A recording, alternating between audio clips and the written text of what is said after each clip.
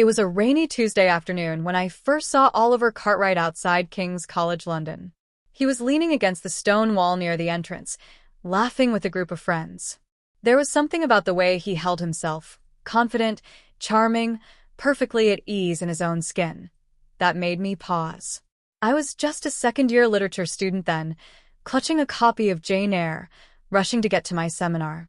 He noticed me, smiled, and nodded. I smiled back, not thinking much of it.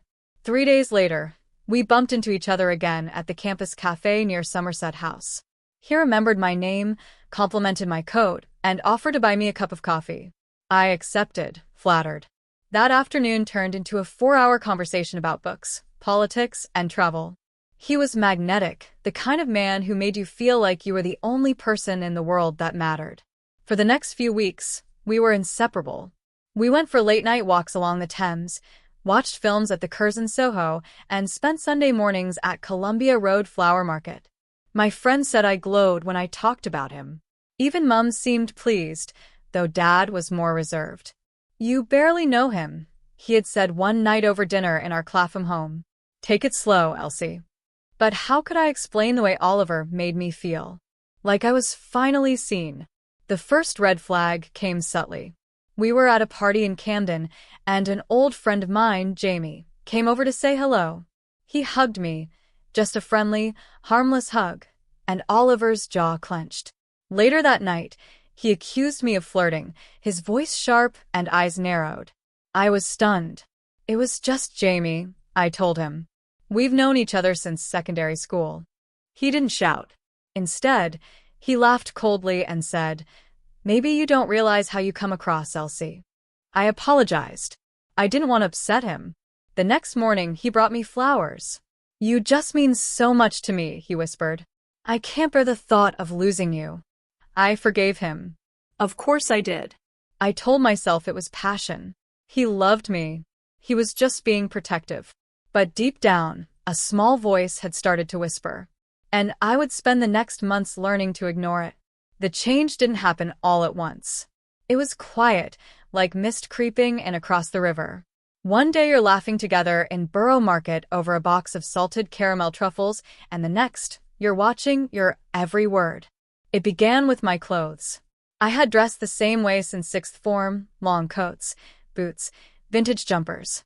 But one evening, as we were getting ready to go out to a small gallery opening in Shoreditch, Oliver looked at my outfit and frowned. "Bit much, don't you think?" he said, eyeing the burgundy dress I had worn dozens of times before. I looked down. "You don't like it?" He shrugged. "Just you don't need to try so hard, Elsie. You're already mine." It stung, but I nodded. I changed into something plain and wore less makeup. He smiled approvingly, kissed my cheek, and we left. Little things became habits. He'd scroll through my messages when I left my phone on the bed. He'd ask questions about every male friend I mentioned. And if I ever said no to plans because of coursework or a headache, he'd go quiet, icy, sometimes not speaking to me for hours. At first, I thought I was overthinking. He never raised his voice. He was never cruel in words.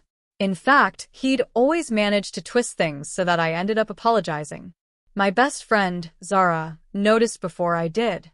"You've changed," she said one afternoon at our favorite cafe in Notting Hill. "You barely laugh anymore." I smiled weakly. "Just stressed." She gave me a look. "Is Oliver stressing you?" "No," I lied. "He's been really supportive, actually." She didn't believe me. I didn't believe myself. Then came the weekend at Oliver's flat in Hampstead. We had planned to stay and cook dinner together. I had brought over a bottle of red and a stack of old poetry books. While I was chopping onions, my phone buzzed. It was a voice note from Jamie, asking about an essay. I played it. Just a casual message, nothing more. Oliver's face darkened. "Why is he still messaging you?" "He's on my course." "I don't care. He clearly doesn't respect our relationship." I tried to explain. He grabbed the phone and threw it across the kitchen. It hit the wall, screen cracking. Then he turned to me, voice eerily calm. "Don't ever make me feel like this again." I stood frozen. My heart pounded. A moment later, he pulled me into a hug. "I'm sorry," he whispered. I just love you so much. I can't control it sometimes. I didn't move. I couldn't. And still I stayed. By the time spring arrived in London, I had learned how to disappear in plain sight. I stopped going out with Zara. I made excuses when my mom wanted to visit. I deleted Jamie's contact entirely. My world shrank to the size of Oliver's flat, and I began to mistake his approval for air. He had ways of controlling me that never looked like control. If I made him laugh, I'd be rewarded with kisses, compliments, maybe even a spontaneous takeaway night.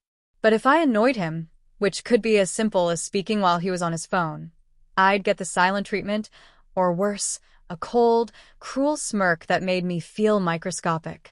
I didn't even notice the words I started using. He's just protective. He's had a hard time growing up. I know he loves me. It was only when the marks started showing that I realized how far I'd slipped. One night, he accused me of flirting with a barista at a cafe in Soho. I told him he was being ridiculous. He pushed me, not hard, not with force, but enough to make me stumble backward into the counter. I felt the bruise blooming on my back, like ink in water. When I told him it hurt, he looked genuinely offended. "Don't be dramatic, Elsie. I barely touched you." And yet, when I went home the next day, I changed in the bathroom so my mom wouldn't see. I tried to keep things normal. I smiled at the right moments. I laughed when people expected me to. But there was something hollow behind it all, and it didn't take long before my mom noticed. "Is everything all right with Oliver?" she asked over dinner in our small flat above a newsagent's in Camden. "Yes," I said too quickly. "Why wouldn't it be?" She didn't push. She never did. But my dad was different. One weekend, while Oliver was away visiting family in Kent, I stayed at home. I wore a jumper despite the warm weather. I thought I could hide it. I was wrong. My dad caught a glimpse of the bruise when I reached for the kettle. He didn't say anything at first. Later that night, he came into my room, stood by the door, arms crossed. Did he do that? I hesitated. Yes. There was a long silence. Then he said, "Then why are you still with him?" "Because I thought I deserved it. Because I was scared. Because I didn't know who I was without him." But all I said was, "It was just the one time." My dad looked at me with something close to rage. But not at me. At the world that made me think I had to stay. Then came the words I'd never forget. "If he ever touches you again, you thank him. And then you leave. Do you hear me, Elsie?" It should have been the moment I walked away. But it wasn't. I told myself the first time was a mistake. The second time made me realize it wasn't. It happened on a Tuesday. I had been working on a group project late at the university library. Oliver knew. I had texted him, even sent a picture to prove where I was.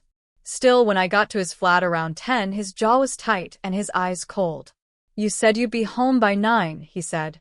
I set down my bag, trying to keep my voice even. I didn't think it'd run so long. We were trying to finish. "I don't care what you were finishing." I paused, unsure of what to say. I took off my coat slowly, careful not to move too suddenly. "You don't trust me," I said quietly. He laughed bitterly. "You're right. I don't." Then it happened. His hand caught my cheek before I even registered the movement. Not a slap, not exactly, more like a backhand flick, sharp and fast. My skin stung. My ears rang. The room tilted. But what broke me more than the hit was his face afterwards. Not remorse, not horror. Just silence. And then, as if we were continuing a perfectly normal conversation, he turned and walked into the kitchen. I stood frozen. My breath came shallow. My hand reached for my cheek on instinct. Tears pricked, but I didn't cry. Instead, I whispered the words my father had told me. "Thank you." He didn't hear it, but I did. I slept on the sofa that night. He didn't apologize. In the morning, he made me toast like nothing had happened. I stared at the plate, the butter melting into the bread, and felt something shift inside me. Something slow, something final. That afternoon, I met Zara for coffee near Leicester Square. I wore sunglasses, though the sky was gray. She looked at me for a long time. "What happened?" she asked softly. I didn't answer. She reached across the table and gently pulled the glasses down my nose. She saw the mark, barely faded, still there. Elsie. I started crying. Not loud, not dramatic. Just tears slipping down, like the first drops before a storm. She didn't push. She just took my hand. You don't have to stay, she whispered. But I did. Because leaving still felt like failing. And I wasn't ready to admit the truth. The thing about slow bruises is that they fade even slower in the heart. After the second time, things didn't get better. They got quieter. Oliver stopped yelling. He didn't need to anymore. A look was enough. A sigh. A slammed door. It was all power. And I gave it to him. My friends drifted away, one by one. Zara tried the hardest. She messaged me, called, even turned up outside my lecture hall. But I always had an excuse. Always covered for him. I think deep down I believed if I could fix myself, he would stop hurting me. But he didn't want me fixed. He wanted me small. It started subtly. He asked me not to wear skirts above the knee, then criticized how much makeup I used. He said I sounded too posh, too eager in class. He called me needy when I texted, a bore when I cried. And every time I apologized. I thought love was something you had to earn. One evening, I received an email from a publishing internship I had dreamed about since I was 15. I'd been selected. A rare spot at one of London's top literary agencies. I barely had time to celebrate. Oliver read the email over my shoulder and scoffed. So, now you're going to spend your summer sipping coffee and flirting with authors? I laughed nervously. No, it's work. Proper work. He shrugged. You think you're better than everyone now, yeah? Maybe this is why you're always so tired. Maybe that's why you don't satisfy me anymore. I stared at him. My mouth opened, then closed. He deleted the email before I could reply. That night, he held me close like nothing had happened. His arms were warm, his breath steady. And I felt so cold. By then, I had stopped arguing, stopped dreaming, stopped writing. He never raised a hand again after the second time. He didn't need to. He had already taken everything. Mom always knew more than she let on. She had a softness in her voice that disguised sharp instincts, especially when it came to me. When I went home for a weekend that summer, everything felt exposed. The quiet of her house in Finchley only made my thoughts louder. I had learned how to hide things from Dad. But Mom? She noticed everything. She watched me closely over dinner. I could feel her eyes scanning the way I flinched when someone dropped a fork, the sleeve I kept tugging over my wrist, the way I stared into my plate when Dad brought up Oliver. He must be doing something right if he's keeping our girl in line, Dad said with a laugh. I smiled tightly, praying for the meal to end. Later that night, as I stood in the bathroom removing my makeup, Mom came in quietly and closed the door behind her. You're not okay, she said gently. I froze. I don't want to push, she continued, but I need you to know that I see you. I see the fear. And I'm here when you're ready. I opened my mouth, then shut it. The words were trapped behind years of pretending. I chose him, I finally whispered. She stepped closer. Sweetheart, choosing someone doesn't mean giving them permission to hurt you. But Dad thinks. Your father's pride doesn't define your safety, she said firmly. Don't confuse approval with love. I burst into tears. For the first time in months, I let them fall freely. No excuses. No hiding. She hugged me tight and whispered, You are not weak for wanting to be loved. But you must learn the difference between love and control. That night, I didn't sleep. I stared at the ceiling, listening to the rain tapping softly against the window. I had thought leaving would mean failure. But maybe, just maybe, staying meant losing myself completely. After that visit home, I returned to the flat in Hackney feeling like I was stepping into a cage I had once convinced myself was a home. Oliver greeted me with flowers. A rare smile softened his face. I missed you, he said, pulling me into a long hug. I've been thinking a lot. I want to change, truly. My heart was too tired to hope, but I nodded. Okay. He became gentler for a while. He cooked dinner, made tea in the evenings, kissed my forehead instead of grabbing my wrist. The bruises had faded, and with them, I thought maybe the fear would too. He even started going to therapy. Once a week, he would leave with a notebook and come back more reflective, more composed. He spoke about his childhood, his anger, the pressure to control everything. "I don't want to be like my dad," he said one night. "I'm terrified of becoming him." I wanted to believe that. I did believe that. We even had a weekend in Brighton. No fights. No shouting. Just long walks on the pier and fish and chips by the sea. It felt like how things had been when we first met. Maybe I thought this was the turning point. But that hope was fragile. And one mistake shattered it. I came home late one night after drinks with coworkers. I had texted him, but he didn't reply. I didn't think much of it. When I stepped through the door, he was sitting in the dark, phone in hand. "You were with Michael," he said flatly. "He's married Oliver," I replied, confused. "You looked happy in those pictures," he hissed. Before I could speak, he threw my phone across the room. Then, his hand came down hard on the table. Not me, not yet, but the fury in his face was familiar. The restraint was thinning. "I told you I'm trying," he shouted. "But you make it impossible." That night, he didn't touch me, but the fear returned like an old friend. The promise to change had been real for a moment, but healing doesn't survive in denial, and love doesn't thrive in fear. I lay awake, staring at the crack in the ceiling, and I knew he wasn't getting better. He was just getting better at apologizing. It was a Sunday morning when I first allowed myself to cry in public. I had taken the number 38 bus to Victoria Park, just to get away. My body moved on autopilot. I wandered along the paths, the sounds of laughter and joggers around me a blur. I sat on a bench near the lake, staring at the ripples in the water, and my eyes began to sting. I tried to hold it in, but the tears spilled over. A woman, maybe in her 40s, dressed in a bright yellow coat and sipping coffee from a paper cup, noticed me. She slowed, hesitated, and then sat beside me without asking. "You all right, love?" she asked, not unkindly. I nodded quickly. "Yeah, just tired." She didn't press. Just sat there, silent but present. After a minute, she said softly, "I used to cry on this bench too. For years." I turned slightly, my mouth opening, but no words came out. "My ex," she added, "used to make me feel like I was the one going mad. I'd cover the bruises and say I fell. I told myself love meant sacrifice. But it doesn't. It never did." I blinked, the tears falling freely now. I don't know what to do." "You do," she said gently. "That's why you're here. That's why you're crying."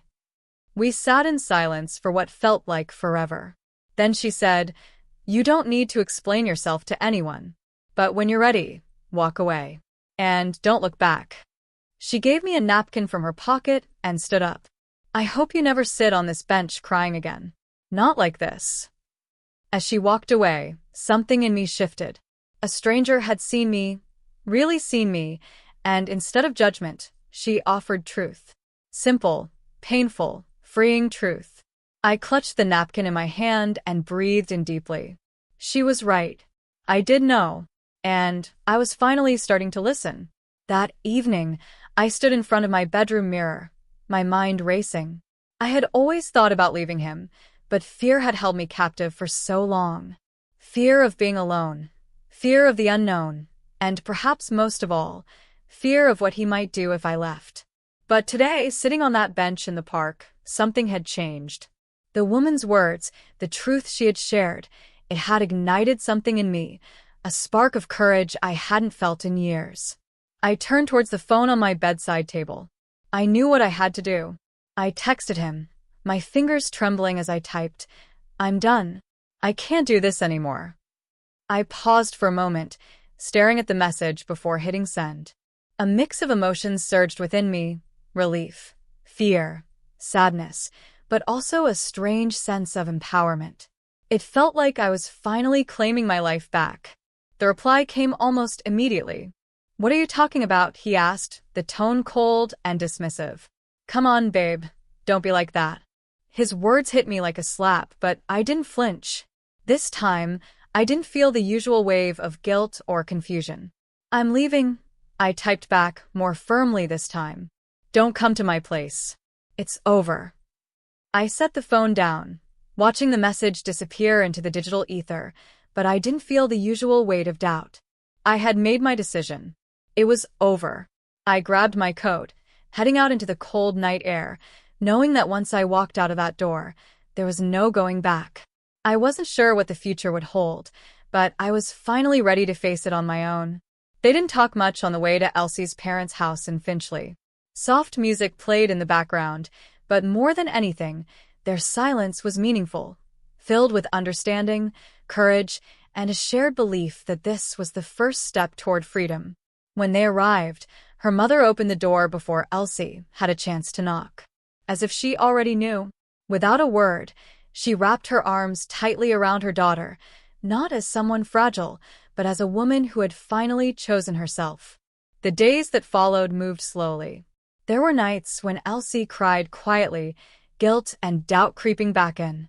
But this time, she wasn't alone. Zara came by nearly every day. Her father fixed the lock on the door. Her mother made warm tea and said little, but hugged her more often. And then came a morning when Elsie woke before her alarm. Sunlight streamed through the curtains, bathing the room in golden light. There was silence, not the heavy kind, but peaceful. She sat at her old desk, opened the dusty laptop, and started a new document. The title, "Thank You and Goodbye." Her fingers hesitated at first, but then began to dance across the keys. She wrote about love that hurt, about hope that was betrayed, and about the strength it takes to choose yourself. Word by word, the wounds she once hid began to transform into a narrative, into a voice. She knew the process wouldn't be easy, that there would be dark nights again. But this time, she had something she didn't have before: courage. She knew that true love doesn't hurt, doesn't make you shrink yourself, doesn't make you afraid to be who you are. A few weeks later, a new email arrived, not from Oliver, but from the publishing agency she once dreamed of. Subject: "We read your submission. We'd love to talk." Elsie looked at the screen, a slow smile spreading across her face. Not because of validation, but because she knew, for the first time in her life, she wasn't writing to be accepted by others. She was writing for herself, and that was enough.